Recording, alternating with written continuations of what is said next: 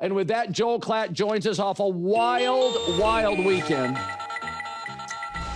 Oh, so, it's interesting. I was, if you're going to be the first or second player in a draft, they always say, just go pro. Okay, it doesn't matter.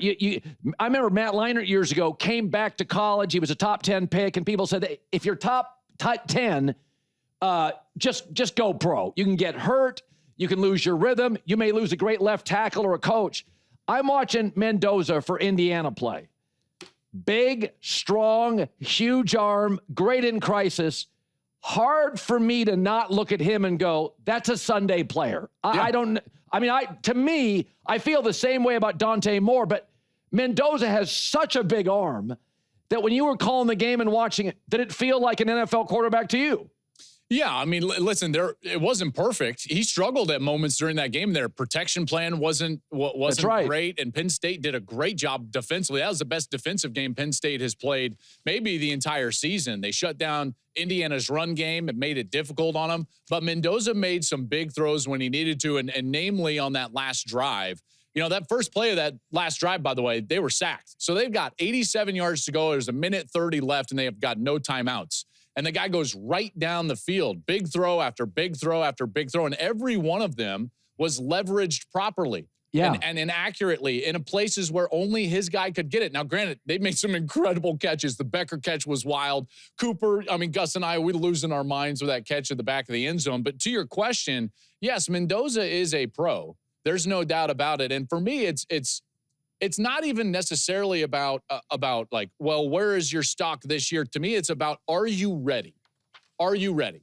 Because what you see in the NFL, and I brought this up and I bring this up constantly with you. If you look at the guys that win Super Bowls, on average in the last, 2.5 decades, if you go to their college career, they've all started over 30 games. Well, Mendoza started 2 years at Cal and now a year at Indiana. So he's highly experienced. Yep. I value that a lot more than even just these few games of tape that Ty Simpson has played at Alabama, who doesn't have that body of work from a starts perspective. Now, that doesn't mean that Mendoza is definitely going to be better than Ty Simpson. It means that those two decisions for Mendoza, whether he wants to come out or not, and Ty Simpson, are different because of their experience level and how much experience they have. I think that the NFL and the guys and teams and organizations that are really smart really value the guys that have a deep body of work.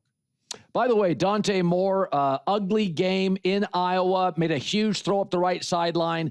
The college football, 12-team college football bracket right now, you'd have Oregon against Notre Dame. How do you view Dante Moore? Now, they were missing all their receivers. But like Simpson, he needs more time. Like if I'm Dante Moore, or if I was advising Dante Moore, hey, I would say go back to school. Now, what he did against Iowa was fantastic, and similar to Mendoza, it wasn't great all day, and then he gets into a 2-minute situation, and he plays his best football. And by the way, he did that without a lot of receivers. I think you were about to say that. Oh, no, they were missing 4 of them. I think they missed 4 of them. All of his best wide receivers, the tight end, DeCorey and Moore, all these guys, and yet he was still able to orchestrate the drive in a tough environment, tough conditions against a very good team, and end up winning the game. There's a lot I love about Dante Moore, but I do think he needs more time as a quarterback. But that's a team that's getting better. Their defense is getting better. They showed up to Iowa, and they beat Iowa in an Iowa game. And that tells me a lot about the nature of their team, the physicality of their defense, their ability to run the football. They did a really great job in that game because Iowa was playing really well. It's a tough place to win, and to come up with that win showed me a lot. So I think this is interesting. So when the USCs and the Oregons and UCLA, Washington joined the Big Ten, the big take was, oh, it's cold. Good luck. Well, I've seen USC beat Nebraska. I've seen Oregon beat Ohio State and Eugene and Penn State. I've seen Washington win at Maryland. And I've seen these Pac-12 teams go out to L.A., and I watched Penn State lose to UCLA and USC hammer Michigan. Do you think we can all take a deep breath now? Is that the whole West Coast team can't compete in the snow? When I watch these games, I think Iowa's going to lose in LA this weekend. I think Minnesota's going to lose to Oregon this weekend. I always thought it was overstated. Do you think that whole West Coast team playing Midwest won't work? I think it's working fine for West Coast teams. Well, West Coast is different than South Beach. If you ask me, like, hey, Miami, like Miami is going to be in the cold weather, whether it's the Dolphins or the Canes, I'm like, they don't handle that very well. I don't think USC plays great on the road, even though they got a win against Nebraska. But most college teams don't. Most college teams don't. That's right. And I'm not. I would disagree with you in this. I still believe that this game at its core is about matchups. And for instance, Illinois was a bad matchup for USC. Why? Because they wanted to run the football right at that defense. And that's one of the areas of weakness for USC's defense. That was a big issue when they played Notre Dame. Even Michigan, even though they were able to win the game, Michigan was able to run the football well. Well, they're welcoming a team. Granted, it's at home where they've played better. What do you think Iowa is going to do? You see, this is a bad matchup for USC. The Iowa defense is specifically suited to take a team like USC and frustrate them because they won't be able to get chunk plays. They've got levels of defense. Tips and overthrows usually end up in the hands of the defender. That's how they turn the ball over, create short fields. And then they're going to run the absolute crap out of the football. And they're going to say, hey, USC, can you stop it? And they're going to run and then run and then run and then run some more. And I've got serious doubts that USC can hold up in a game like that. Serious doubts. I think Iowa wins this one outright. They're 6.5-point dogs. I think Iowa wins on the West Coast. Wow. Because of matchup. Again, that specificity of where Iowa wants to play, where they're strong, and where USC is weak. So I was thinking of this. I was looking at the college football bracket. Texas A&M can win the SEC, not play Oklahoma, Ole Miss, Bama, or Georgia. They play a lot of teams that just fired their coach. You're think saying regular season, right? Regular season. Play one of those teams in the champ game, or maybe even Texas if Texas was able to get into the champ game. To win the SEC, they will have to beat someone very good that earned their way into that position. Okay, last year we watched this playoff, and we thought after we watched it, maybe Indiana shouldn't have been in. No. I mean, that was a terrible. Give me this. I'm saying, give me somebody now. We got that from the atrocious commentary during the game, and they started throwing that. Guess when I didn't hear that? When Ohio State was drilling Tennessee, and that was even a bigger margin. So no.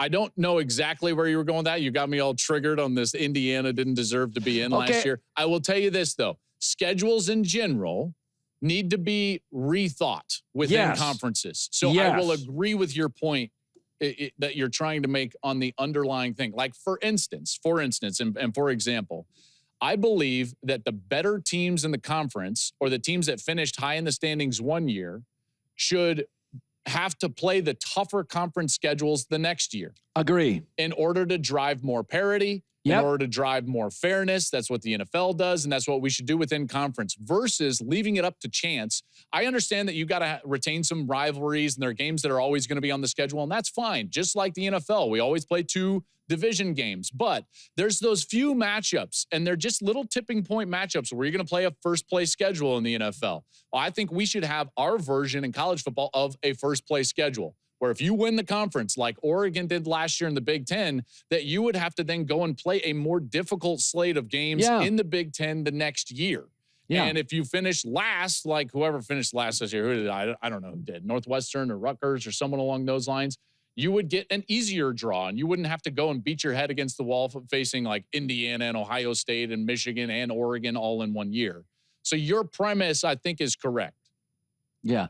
By the way, that USC Notre Dame game, everybody shed tears when I suggested maybe it's not the greatest thing for USC. If USC beats Iowa this week, it'd be a good game. I agree with you. I like USC close, but it's a good game. If they did not play Notre Dame this year, USC didn't play them.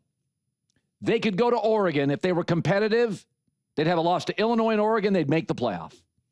It's that Notre Dame game. This is the problem with an at-large playoff. This is the problem when it's not tied to a defined path or automatic berths. When we're in a beauty pageant, it's going to encourage teams like Notre Dame or USC or any team to not schedule difficult non-conference games. That's a problem in college football, which, by the way, I do think that one of the reasons why Texas is being ranked so high as they are now by the committee is that the committee is trying to give them the benefit of the doubt that they went out and played Ohio State. Totally agree. And they're trying to not knock them or hold that against them so that they can encourage others to do the same. You know, there's been it's discussed, I don't know how much traction it's gotten, but Colin, they have discussed at some level behind closed doors having somewhat of a point system in college football to go along with the committee and maybe even overtake the committee. And it would go as follows. Like, let's just say Texas and Ohio State play this year and they're both top 5 teams, and now they're both top 10 teams still here late into November. To go and play that game, and even if you went on the road and lost, you would get 5 points in a PowerPoint structure. Meanwhile, if you were to schedule a game, like let's say Texas didn't want to play Ohio State and they wanted to play, like, I don't know, UT, San Antonio, or some lower level to, Louisiana Tech Monroe, whatever it is, even if they won that game at home in the non-conference, they would get 0 points. So in a point structure type of system, as we're trying to compete for the college football playoff, we would have a point system that rewarded teams for going and playing tough non-conference games versus scheduling a cupcake in their home stadium. I think that's something interesting. I would love to vet that out a little bit more, but that's something that has been talked about in college football. All right, you have Michigan Northwestern at Wrigley this weekend. Where are you with Michigan right now? The coach, the quarterback's super talented. They've got some receivers and the quarterback I like. But where are we? When legends leave, when Chip Kelly left Oregon, we liked Mark Helfrich. The longer he was there, it didn't work. The history tells you when a legend leaves, giving the job to a staff member that stays doesn't work. Remember, you go back to Miami. Wait, I'm sorry. Is it not working for Ohio State and Ryan Day? Well, no. Hold on. Wait, again, is Ryan Day not the highest percentage winning coach in the history of college football? Ryan Day was this hot guy that could have gotten a head job in a lot of places. Ryan Day was the buzz. He was like Ben Johnson. A lot of people talking about Ryan Day. NFL teams talked about Ryan Day. Right? Like the coordinator, who's this young kid? When you give the job to a staff member, generally when a legend leaves. Calling Sharon Moore is just a staff member. He was the coordinator of the national championship. You think he couldn't have got a job? He was the interim head coach against Penn State in a top 5 matchup on the road. He beat Ohio State as the interim. Do you feel good? He was the head coach for those games. But history says, even in the NFL, go get a successful head coach, Bama. Go get Nick Saban. How'd that work for LSU with Brian Kelly? Well, it wasn't. How'd that work for Texas A&M with Jimbo Fisher?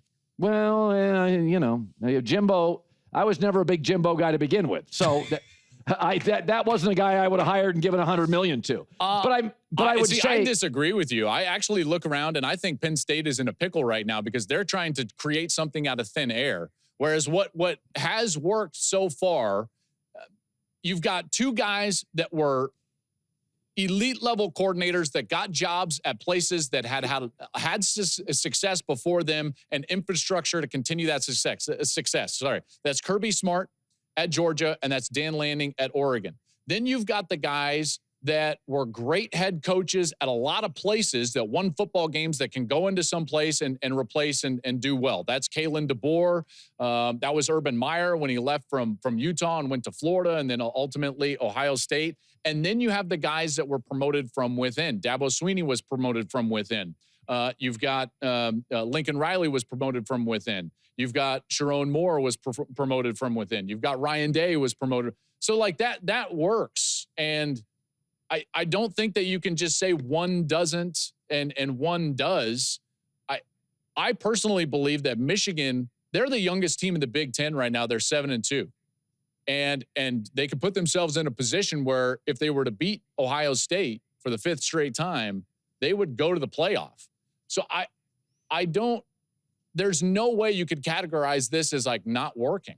They're super young and they're really good. No, I asked the question. I said, I didn't say it wasn't working. I said, where are you? You're implying, though. But they've been really inconsistent, like not competitive against USC.